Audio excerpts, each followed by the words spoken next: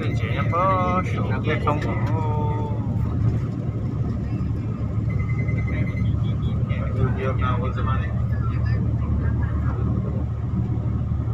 ได้สาวเก้าคนอีดาไป50ยังจะไปนะถูกเนาะไป50เจือนเลยก็จะเอาดีๆในหมู่เนาะไปรีบไปเอาดีเดี๋ยวระบบเดียวกันหมดเลยแต่เจ๊มาถอดได้จดจ้องเขาเชี่ยซะนะเจ๊ย้อนเราได้เจอเยรูซาเล็มนะ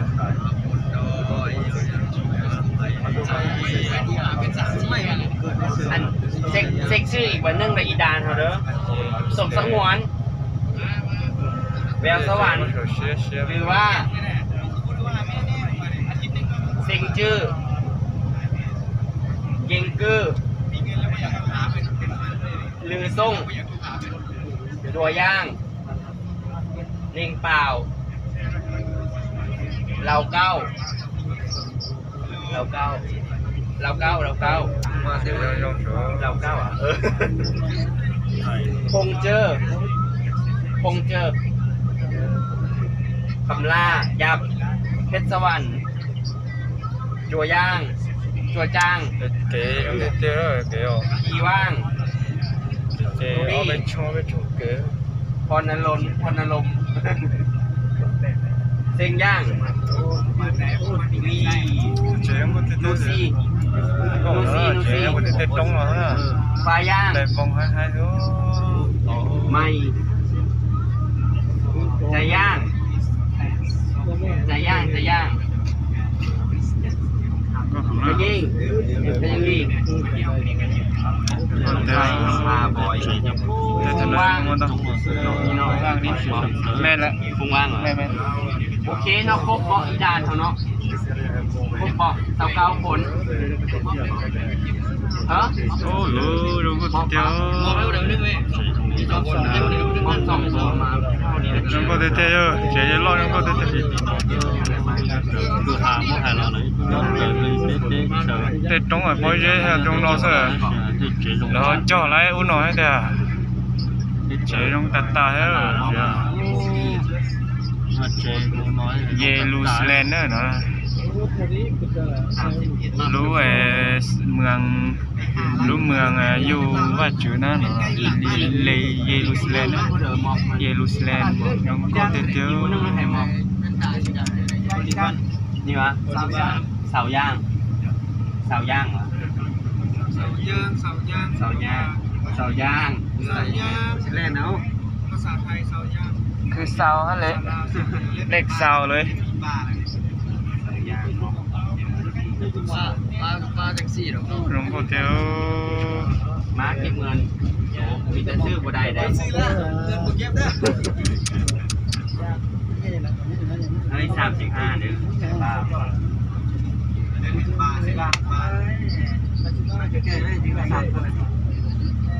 ก็หัง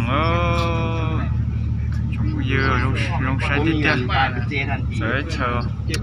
cái này bao nhiêu là tua khó hay thế nào chờ chọn đâu cũng một sai nó chọn bao nhiêu đó là với cho nên một sai là lũ họ khi đi tập hành nhau đâuเมืองเยรูซาเล็มนะเชื่อมูใช้พวกน้องเห็นบ่บรรดาพุทธตึกที่พวกน้องเห็นตัวนี้เนาะก็คือเป็นตึกของคนปาเลสไตน์บ่แม่นตึกของคนอิสราเอลนะก็คือแค่นี้เป็นแค่เวสต์แบนค์แต่ว่าเป็นแค่เอแล้วแค่เอหมายถึงว่าก็คือคนอิสราเอลเข้าบ่ได้แค่นี้น่ะ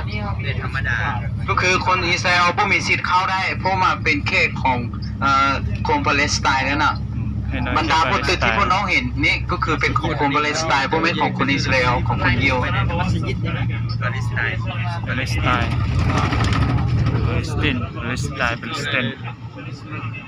น์แต่เขาเจ้าใช้ภาษาอิสราเอลกันตัว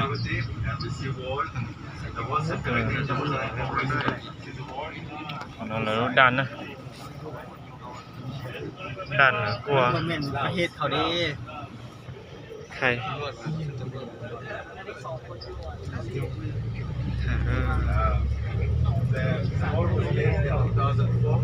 có sạc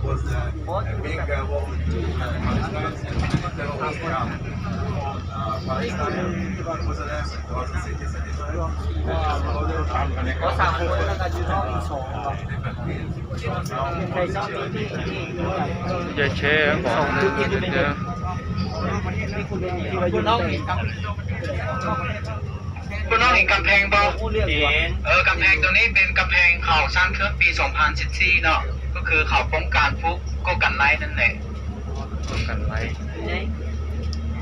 ฝากนั้นเป็นปาเลสไตน์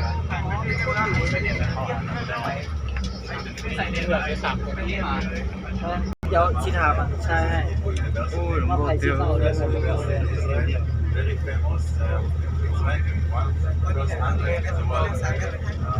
ไม่ได้พูดเดียว เชียร์เราลงย้อนไลฟ์เยอะ เห็นบ่ติดอยู่ถึงปีน่ะ เบิ่งความมือเหรอ รู้สึกว่าจะลงมาหาอะไรดีชักเลยเราได้เจอ คือตัวนี้พวกเรากำลังเข้าไปอุโมงค์แล้วเนาะก็คือหลังจากที่เราออกจากอุโมงค์ตัวนี้เข้าไปแล้วไปฝั่งฮันแล้วก็คือเอาห้องเยรูซาเล็มแล้วเนาะมันเหมือนเอาห้องแค่ดินแดงของเมืองเยรูซาเล็มแล้ว ถ้าขอชัวร์ไปนะเติบเราเนาะ บุญท่านหลวงมือสุดท้ายบอกก็ โอเคให้น้องหลังจากที่เขาออกจากบนนี้ไปละให้พวกน้องเบื้องไปเบื้องขวาน่ะก็คือเบื้องไปเบื้องขวาแม่งก็คือจะเป็นเมืองเยรูซาเล็มแล้วก็คือเป็นเมืองเก่าที่เขาเรียกว่าโอนซิตี้ก็คือก็จะมี The Dome of Rock ก็คือก็มีตัวฮันในพวกน้องก็จะเห็นเนี่ย ใช่พี่จ้า ทางซ้ายทางซ้ายทางซ้าย ว่าไส้ว่าไส้แล้วไม่บอกว่ามึงกูว่าไม่เห็นเป็นกำแพงเลย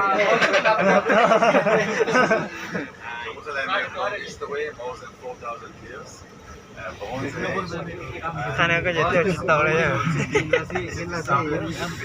แล้วก็กายต้องลงจูนะฮะให้การจุดแบบอย่ามดไถก็ใช้ปอดไทยหนังอ่ะโอ้ยก็ใช้ไล่ไทยหนังโอ้ชื่อเกลเมืองเยรูซา เห็น เล็ม ป่าวฟังเยรูซาเล็มนะทุกคน รู้ด้านๆ ก็คือเมืองเยรูซาเล็มจะเป็นเมืองที่เขาแก้เราที่มีอย่าง4,000 ปีมาแล้ว เมืองเลย ก็คือก็จะมีกำแพงเห็นว่ากำแพงสูงๆนะตัวนั้นจะเป็นตัวกำแพงที่เขาสร้างป้องกันตัวเมืองเยรูซาเล็มเลยก็คือโอนซิตี้เนาะ 这呢有个叫高盖啊，如果是了，跑到那去到出去了呢，但路上要路，朝古叫了过身了呢，路上呢，那大是过了呢，古身来เดียวเมืองรู้ว่าเมือง ก็คือพระเจ้าเบิ่งกับเป็นสูงอันบนที่เป็นอีหยังก็คือบนที่ตั้งลงอันน่ะก็คือมันจะเป็นจุดกันเนอร์ของตัวเมืองเก่าแก่นี่เนาะก็คือโอนซิตี้ฮะ ได้เจอเนาะมาโอ้มอหายรอคนโตเนี่ยเจอแล้วคนโตสั้นของมันได้เจอเนาะแล้วก็ฉันก็พูดตัวในพอร์ตจังนี่นะลูกดัดชุดอะไรนี่เดี๋ยวลูกได้เจอมาหาโมเนียสับเปลือกนะ ยูทูบเบอร์หลายแต่อยู่นี่ ก็คือที่เอาเนี่ยบ้านสร้างเอาก็คือสมเผ่าคณาอันแม้ที่เขาอยู่ในประเทศคณาอันเนี่ยก็คือบ้านเขาอยู่แม้ก็คือบ้านที่เป็นกำแพงสูงๆหันลงไปน้อยนึงหันแหละก็คือจะเป็นบ้านอยู่ของเขาเนาะก็คือก้อนที่ซาวยูของเขามายากเอา No, no, they don't show that. Which is about 3,000 years ago, the second king of Israel.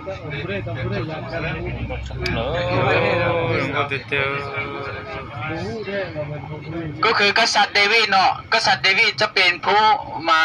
ก็คือเป็นผู้มาตีได้ดินแดงของคนคณาอันเนาะแล้วก็คือตีได้อยู่บนนี้แหละแล้วก็ตั้งเมืองตัวนี้ขึ้นฉะนั้นเมืองเยรูซาเล็มนี้จึงเป็นเมืองที่สำคัญหลายของซาวยู So Jerusalem became capital of มี Israel. 3 ศาสนา good คริสเตียนยูดาห์ Capital of Judah. For about 7,000 อย่า years. มาทั่วโลกนี่ And Babylon destroyed the city and exiled ก็ของหน้าเมืองนะ อย่าลืมเมืองมาอยู่บ้านจูเนี่ยเดี๋ยวได้เจออิสราเอลนะเนี่ยได้เจออิสราเอลนะเชื่อยังชาซาหอเราม่วงไปเชื่อถ้าเชื่อนั่น After 700 years, came Babylon and destroyed the city. And วันนี้เนี่ยไปซื้อ ก็คือเมืองเยรูซาเล็มตัวนี้ก็คือเป็นเมืองที่เราได้เรียนประวัติศาสตร์เนาะก็คือเป็นเมืองของดาวิดหรือว่าเป็นเดืองของดาวิดอยู่ในกษัตริย์เนี่ยก็คือเอาใจว่าอยู่เป็นกษัตริย์ดาวิดฮั่นแต่ว่าเมืองตัวเนี้ยจะตอนนั้นเอิ้นมาเมืองยูดาห์ที่เอาเรียนก็คือมันจะแบ่งออกเป็นอยู่สองเมืองเนาะก็คือเมืองยูดาห์กับเมืองอิสราเอลเนาะแล้วก็คือหลังจากฮั่นมา700 ปีเนาะก็คือเมืองเยรูซาเล็มตัวนี้หรือว่าซื้อเอิ้นเก่าของเขาตอนนั้นเป็นเมืองยูดาห์แล้วก็คือจะถือบาบิโลนเข้ามาโจมตีเอาแล้ว the son of King David, his name is King Solomon, he built Holy Temple. The same place now we see Dome of the Rock. And this makes Jerusalem holy, and Jews all over the world pray to Jerusalem. คือหลังจากที่กษัตริย์เดวิดเราเสียชีวิตแล้วเนาะก็คือลูกของเราคือลูกโซโลมอนเราก็ได้สร้างพระวิหาร